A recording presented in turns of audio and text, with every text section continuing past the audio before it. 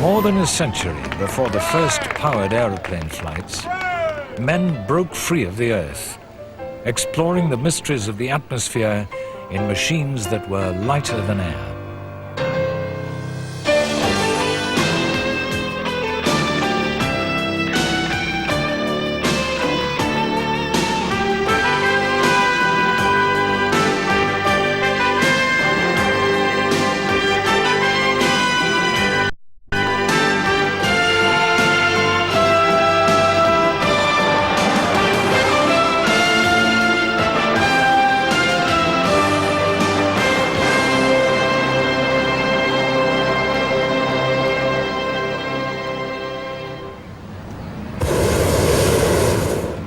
'77 KKOV. Larry Aarons here at this bicentennial Diamond Jubilee 16th Annual Albuquerque International Balloon Fiesta. It's a huge crowd here at the Fiesta grounds. Today, the hot air balloon is used almost exclusively for fun. Oh, what a show. Oh, wow. That's absolutely spectacular. What a crowd thriller. The art and science of ballooning has evolved over 2 centuries, and balloonists have made some spectacular journeys. They've crossed the Atlantic Ocean. They paved the way for astronauts to fly into space. Over 100 years ago, they had flown higher than Mount Everest to unlock the secrets of the upper atmosphere. The first balloon flights were made in a field near Annonay in France in the summer of 1783.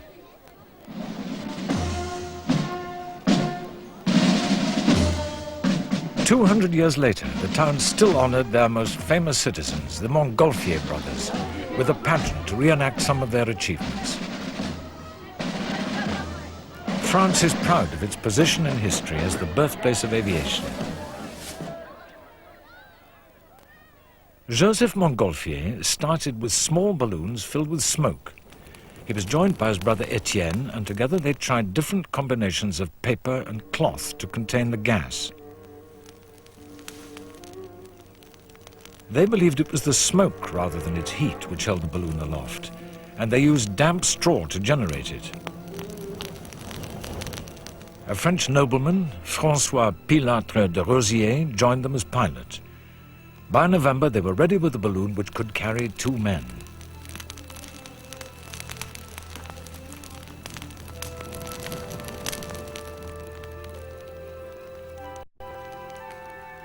The first ascent was made from a royal palace in the Bois de Boulogne.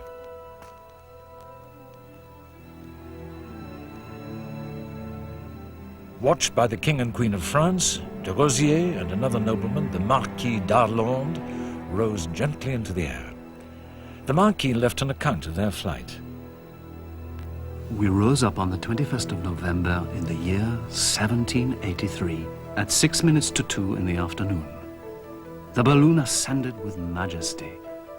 I was surprised at the silence amongst the people, believing them to be amazed and perhaps fearful at this strange spectacle.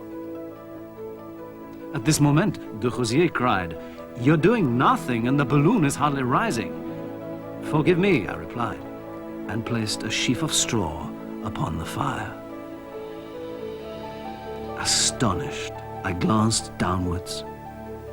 'There is the river,' I said to my brave companion. 'We shall be sinking in it soon,' replied de Rosiers.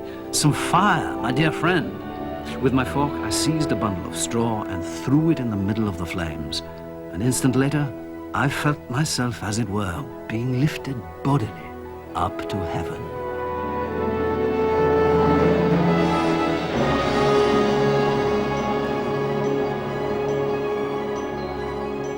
At one point, small fires started in the fabric, which the Marquis extinguished with a wet sponge.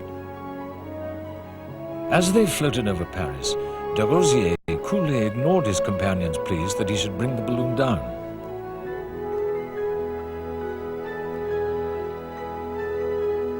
"25 minutes after takeoff, they landed safely 5 miles away. The flight was a sensation in Paris and around the world. After centuries of trying, man had successfully taken to the air.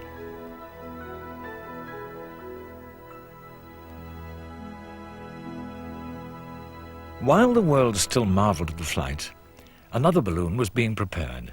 This time it was filled with hydrogen, a light but highly flammable gas. The pilot was Professor Jacques Charles of the Academy of Sciences. His companion was Noël Robert, the man who'd found a way to coat silk with rubber to hold the gas. In the space of 2 weeks, Paris had witnessed 2 sensational flights.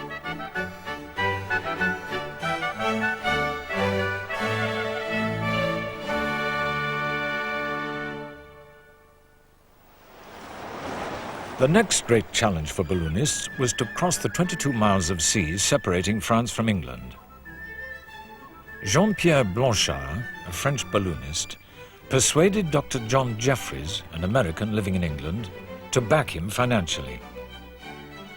They set out from Dover on a cold day in January 1785. They had to jettison everything, even most of their clothes, to lighten the load. But the winds were favorable and they arrived over France, cold but triumphant, the first men to cross the Channel by air.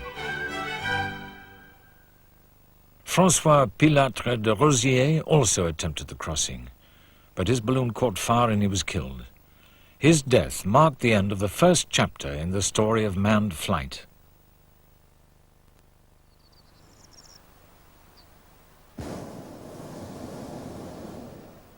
Ballooning took off in Europe and America.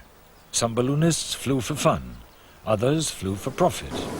Soldiers took to the air to spy on their enemies.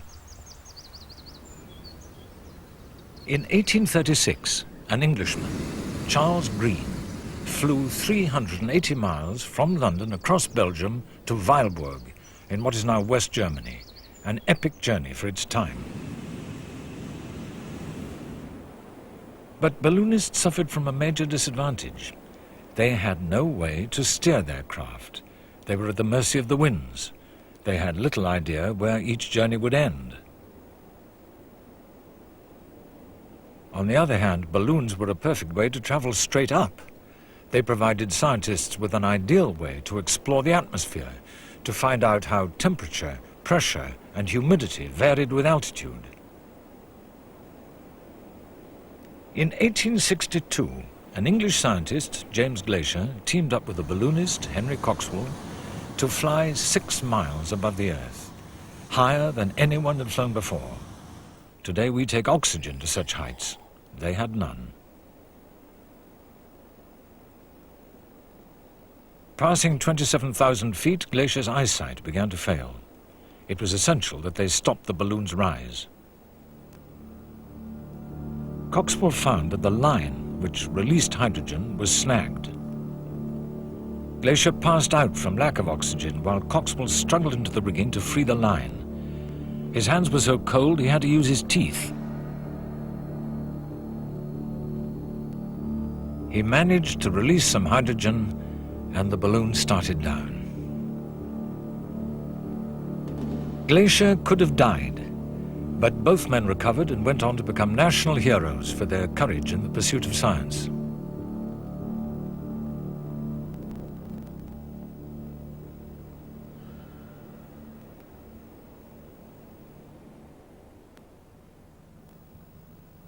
In the age of the balloon, there were many attempts to power them and fit them with some system of control. Such craft were known as dirigibles, literally steerable balloons. Today they're called airships. An airship has enormous presence. When you see your airship take off, I mean, it's a fantastic sight. The size of the thing, the grace of the thing when it's flying. Clear vectors! Clear two!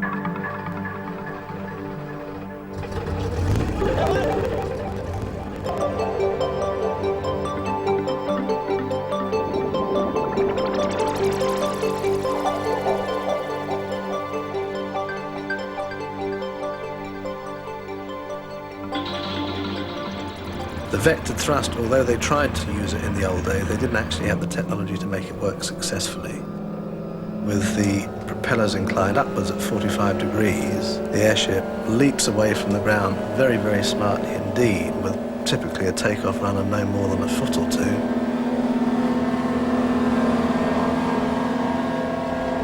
It's exciting, but it's controlled excitement nowadays.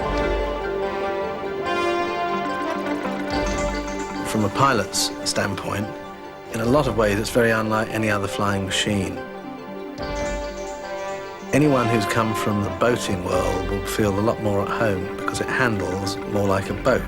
Nothing happens immediately, and then it starts to happen slowly and progressively, and then you actually have to put in a counter control to keep the thing turning at the rate you require.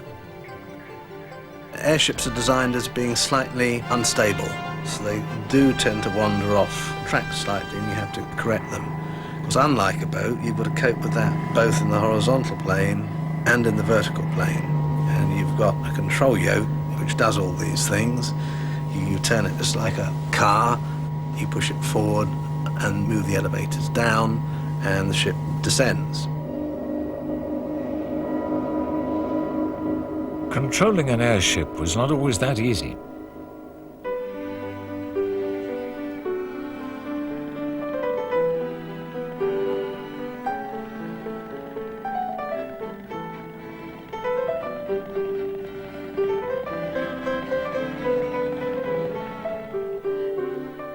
In France, the airship was pioneered by a Brazilian, Albert Santos Dumont. He built a succession of frail and often unwieldy craft.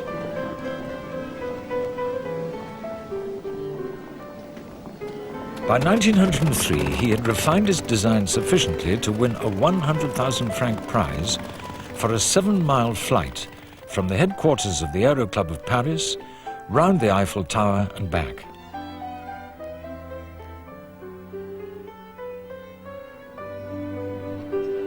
As airships developed, they were used to take people on pleasure flights. Passengers had a glimpse of Paris laid out like a map, the site which had greeted Pilâtre de Rosiers over a century before.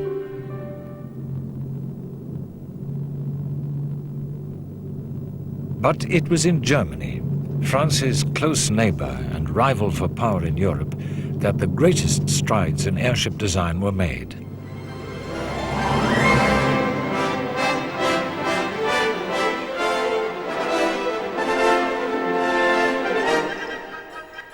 Germany's airships were powerful symbols of technical progress and national pride.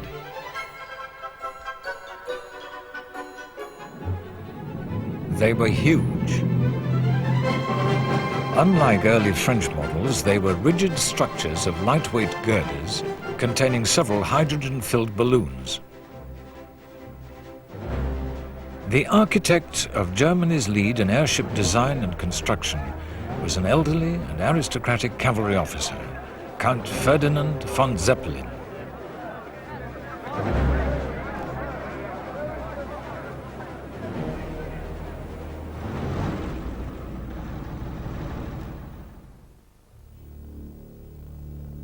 When the shadows of war fell over Europe in 1914, the German Navy had long-range airships to keep a lookout for the enemy's fleet. But the temptation to use them as bombers proved too great.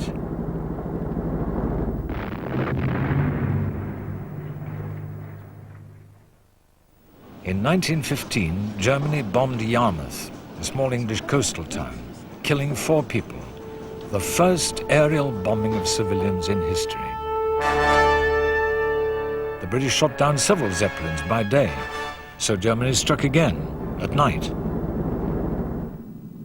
It was wonderful as long as you could fly in the dark.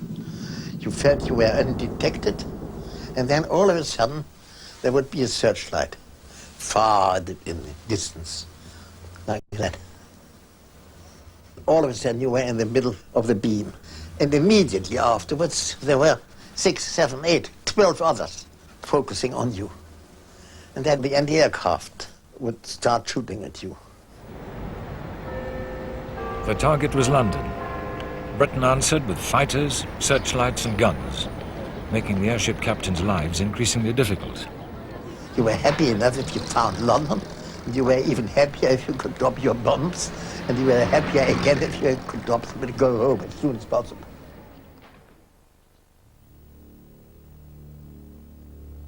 Germany paid a high price for its air raids on Britain. Zeppelins were expensive to build. Filled with hydrogen, they were highly vulnerable to attack.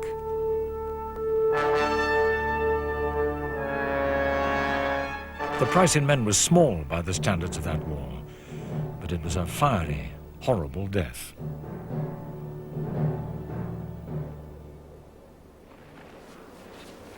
Britain's airships were mainly small, non-rigid types.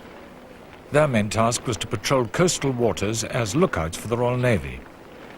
Launching them was a battle with the elements. Whatever wind there was, either tended to lift it, buffet it to one side or the other, and so therefore you had to have pretty strong people hanging on to it. Very often the wind would blow it round so suddenly and so forcefully that people were taken round with it, hanging on to the tow rope. But finally you got it on an even keel. I was on this ground party, getting an airship airborne.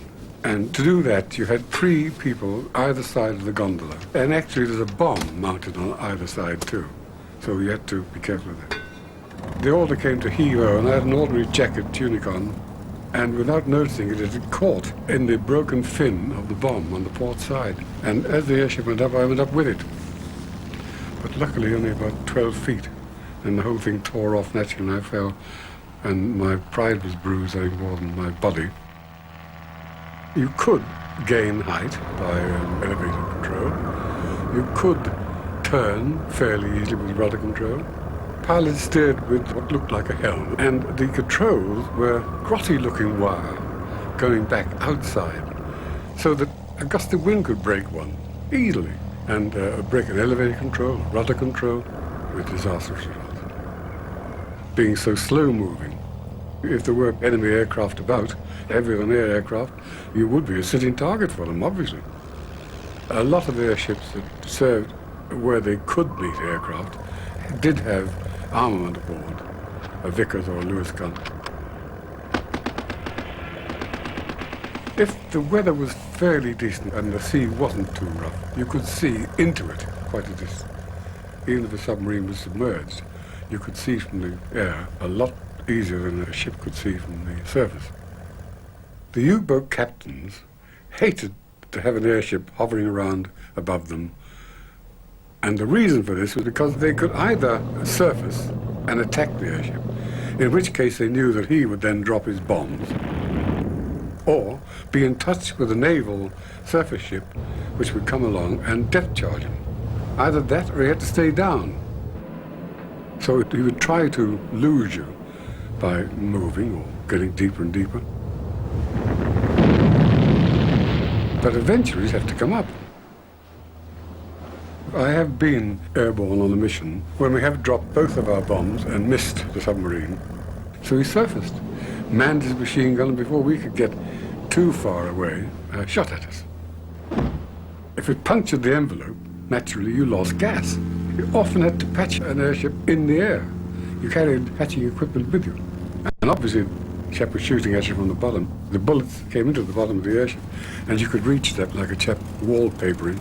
You could put a patch on.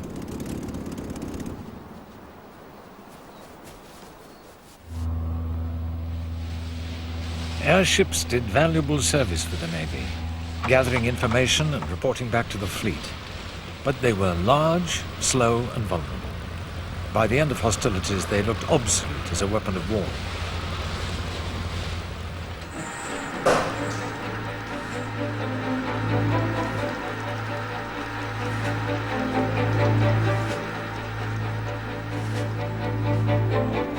After the war, Germany was prevented from building airships for her own use.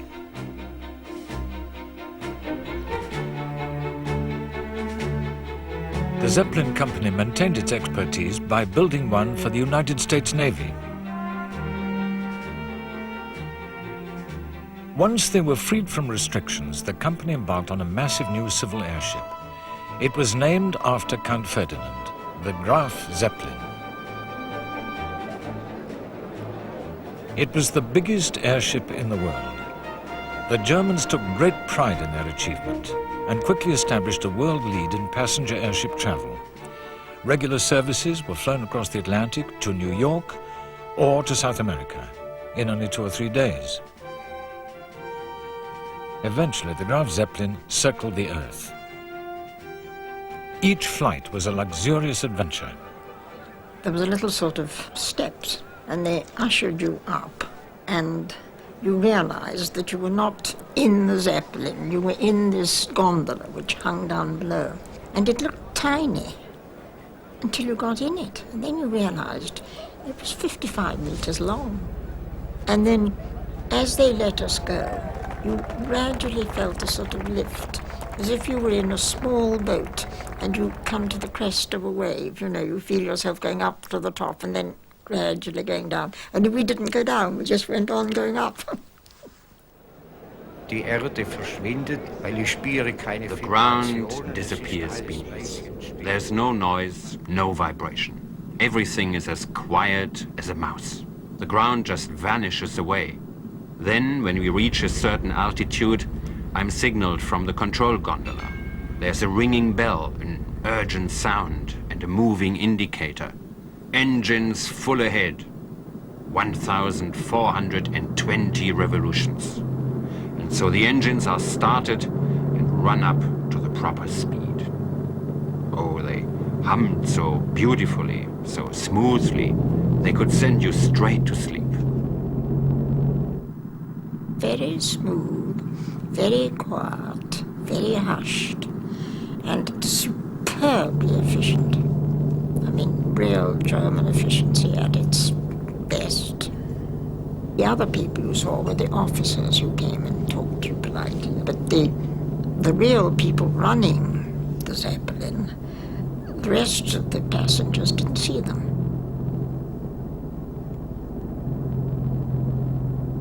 Jeden Morgen gab's frisch gebackene Brötchen. Every morning there were freshly baked rolls. Lunch, 5 o'clock tea, with freshly baked cakes, of course.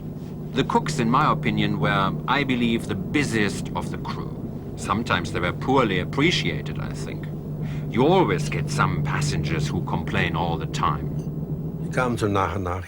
And they would come one after the other to breakfast, and many liked to stay sitting there, occasionally standing up, going to the window and looking out. There was always something to see from the ship, even over the sea, because we flew so low.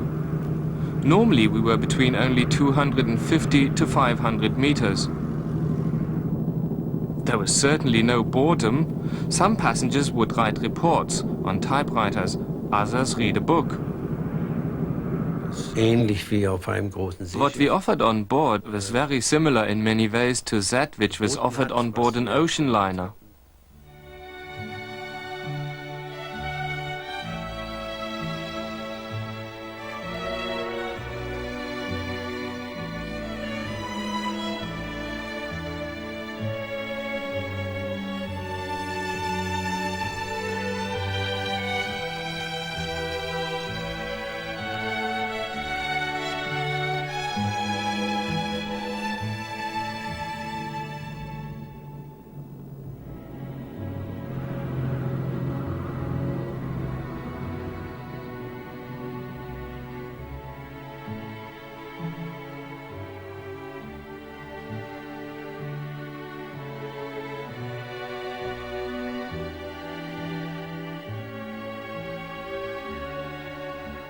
I have a certificate presented to me by Aeolus, rather than Neptune, proving that I have crossed the equator in a Zeppelin.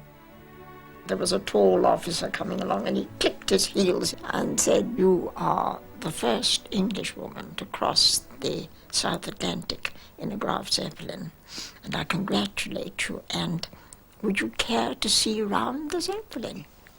Would I care?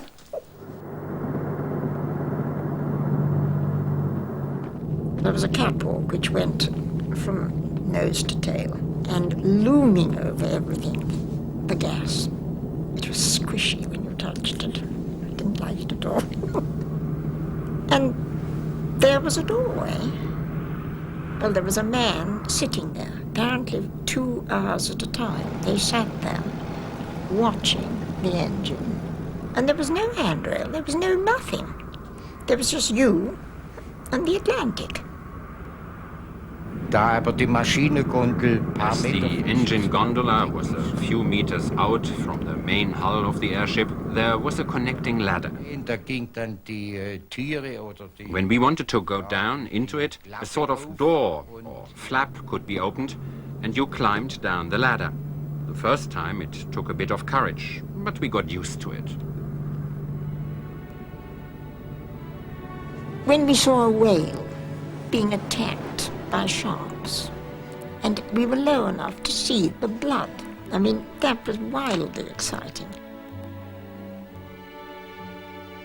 You felt you could lean out and touch the mountains. It was absolutely superb. This was just gliding like a sort of, I don't know, a dream more than anything else.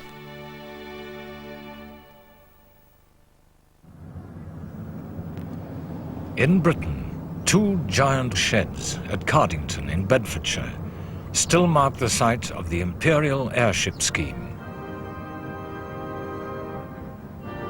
60 years ago, the British government saw airships as a means of linking the empire by air. 2 were ordered, the R-100 and the R-101. The R-101 was comparable in size to the Graf Zeppelin, but Britain lacked the expertise in building and operating airships which had been learned in Germany. It was overweight, it leaked, and it was pressed into service before being properly tested. So we came out of the hangar at 5 o'clock, about 5 o'clock in the morning. It was quite dark, in semi-darkness. And the ship was walked out of the shed and then was transferred to the mooring mast, which was about a mile across the aerodrome.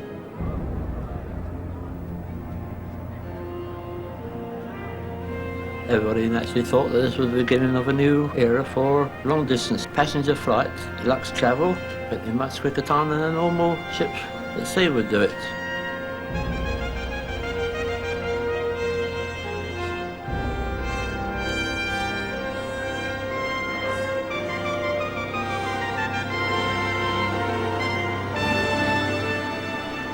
Lord Thompson of Cardington, the Secretary of State for Air, was impatient to fly to India. There were protests that more trials were needed, but Lord Thompson insisted that it leave on schedule. There were 54 passengers and crew on board. As far as the crew were concerned, nobody was unhappy about leaving. Nobody was worried about it. R-101 was loaded with provisions for the flight, including champagne and, by one estimate, a ton of luggage for Lord Thompson. In the early evening, he climbed aboard for what was the airship's first flight of any distance. Quite a crowd had gathered to see her depart. My father and I had been out on the day when the R-101 left on this fateful trip to India. And we got to Cardington when she had just left the mooring mast. And so we saw her go. I said, wouldn't it be lovely to be in her?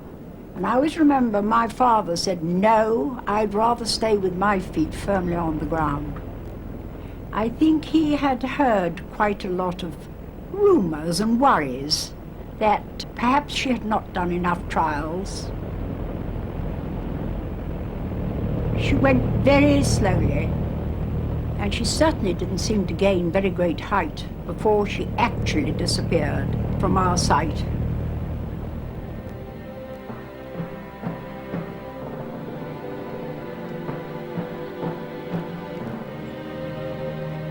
All of a sudden, the ship struck and blew up. Immediately, one complete flash. And looking at into the brightness, all you could see was a huge flame, and the noise, a terrific explosion. In the night, the R-101 had crashed into high ground near Beauvais in France.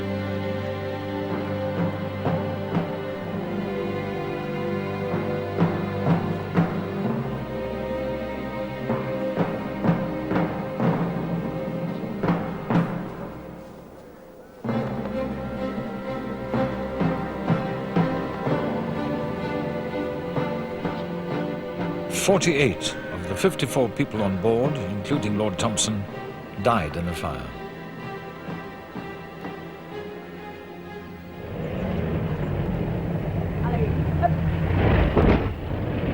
The 6 survivors were flown back to Britain to tell of their experience.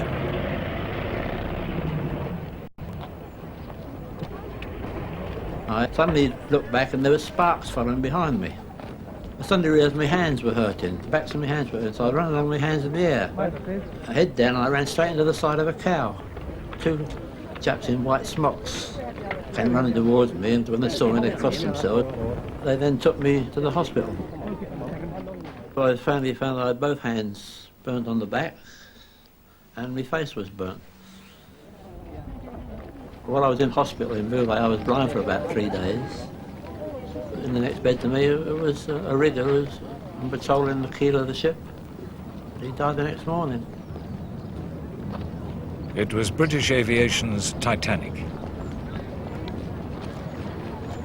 People might have heard of ships sinking and large numbers of people being drowned, but I don't think there'd ever been so many people fall out of the sky one day before and be killed. The dead were buried together at Cardington. And I shall never forget seeing that long, long procession come. 48 coffins. And there were carloads or lorry loads of wreaths and flowers.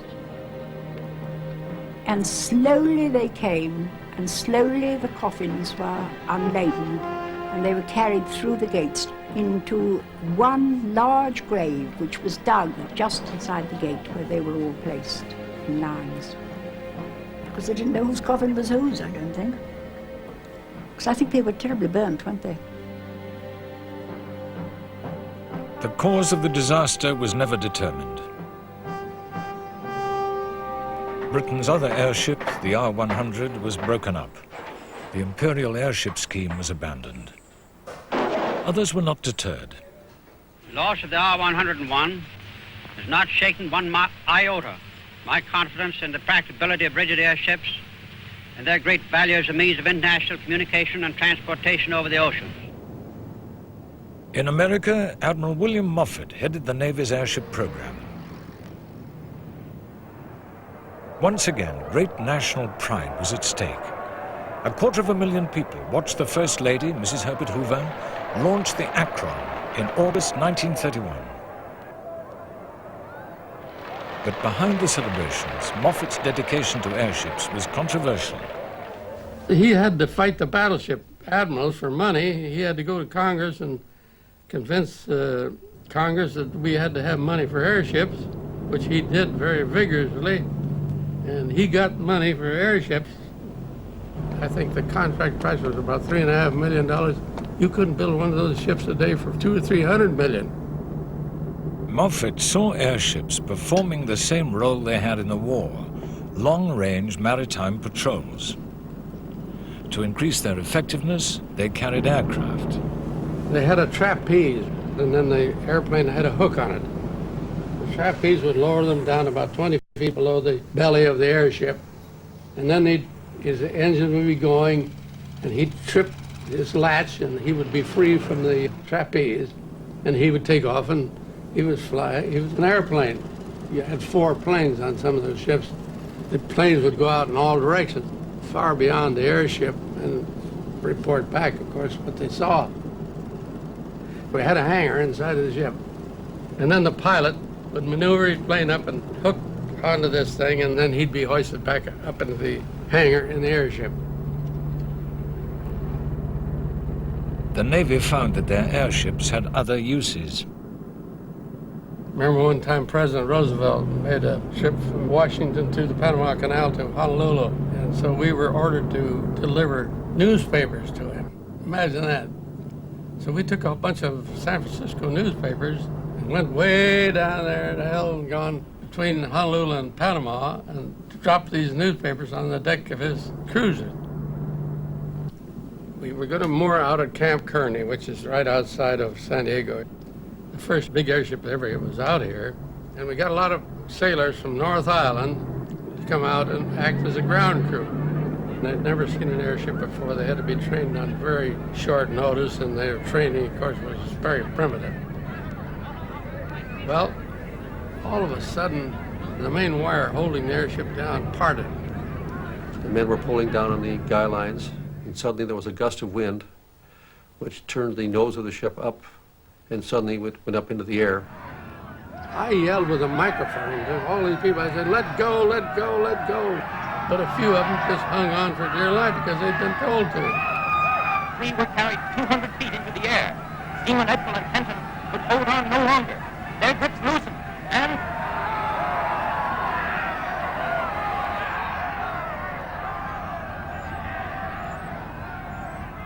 Two of them dropped off. One of them dropped very close to where we were, and the one we could see dangling from the airship from a great height. And later we learned that he had held onto the rope with one hand and tied the rope around his waist with the other, and he was saved.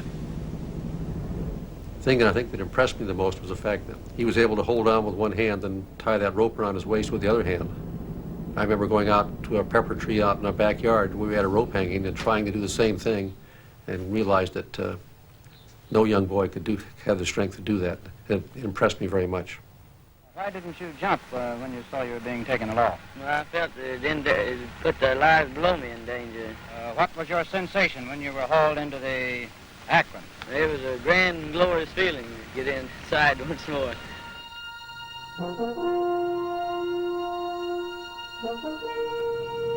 America's Akron and her sister ship, the Macon, were both lost in crashes at sea.